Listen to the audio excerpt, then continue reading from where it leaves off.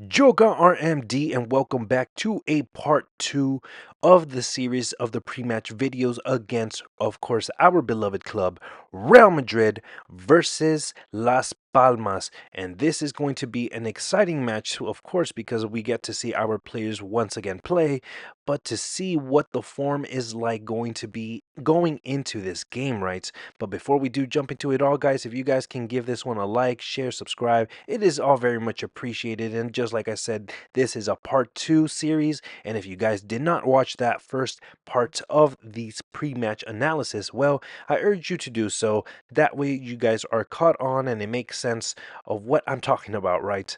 But now let's get straight into the second part, because like I said in the previous video, there was going to probably be some expectations of quotes of a press conference from our coach, our leader, right? And well, there was. And there was some interesting quotes when it comes to him speaking on the players, right? But there was one quote in the end in particular that did raise an eyebrow. But starting first and foremost, he was asked, Ancelotti, about Dani Olmo's controversial registration. And this was his answer, that Dani Olmo's controversial registration asked that question to La Liga. At Real Madrid, we respect all players and teams, and it makes very much sense, right? There's no need to comment on other teams or other players, right? So this is a very smart move on Ancelotti's part. And then when asked about ACL injuries, he asked, it's what happens when the schedule is too tight and there's no time to prepare or rest. 10 to 11 months of games, it's a lot. August is the intensity, right?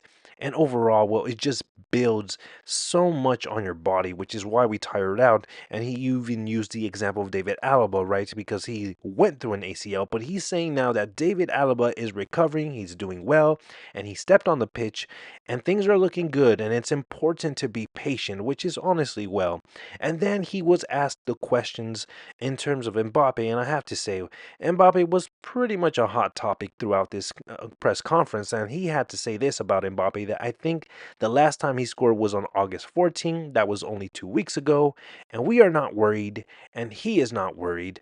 And then when it comes to the topic about Fede Valverde, he said this, that Fede Valverde has carried on a leadership role after the likes of Casemiro left.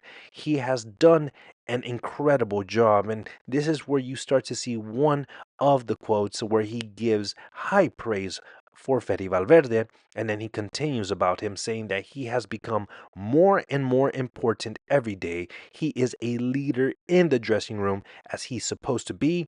That's what great professionals do. He generates a serious and a positive atmosphere, which is always good for the dressing room, right? Because you never want to have problems or drama in that sort of occasions, right? And then he says one last thing, jokingly, of course, that Fede Valverde, this season I asked for 30 goals. And well, of course, that's a very far fetch for a midfielder, but still, it's all jokes aside from it.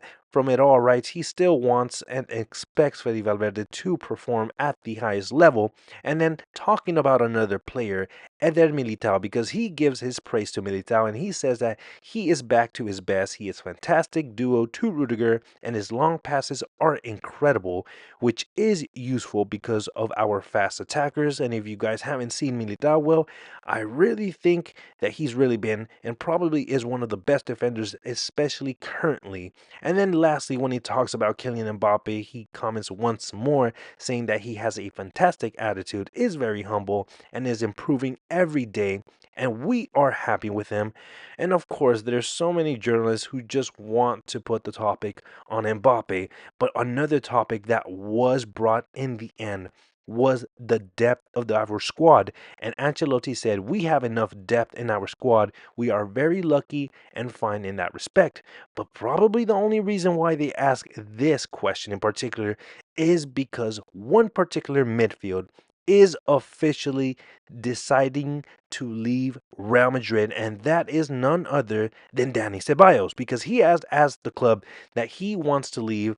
And well, now the club and Ancelotti aren't trying to convince the player to stay, because in the previous days it was being said that Ancelotti wanted and told Dani Ceballos that he counted on him and wanted him to stay. But it seems that even that was not enough to stop Dani Ceballos and wanting to leave. And now, well, since he made that decision, nor the coach and nor the club want the player to, they're not going to make him stay, right? If he wants to stay here, it's because of his will. They're never going to try to get Dani Ceballos to stay. And well, ultimately, that is that, right? So the club believe that if you are here, it's because of your will, right? And well, the asking price right now for Dani Ceballos is currently 15 million euros. So if any club wants to meet that price, well, they can have him, right? And right now he's being linked to Saudi, and another club in La Liga is Real Betis. Will they get him? Who knows? But other than that, guys, well, since Dani Ceballos will be leaving, that does shorten our midfield options. And well, it is being said that Madrid are deciding whether to go into the transfer market and maybe get a short-term deal or a loan for a midfielder, but I doubt that's gonna, I doubt that's gonna happen, especially with the quote of Ancelotti saying that there is enough depth in the squad.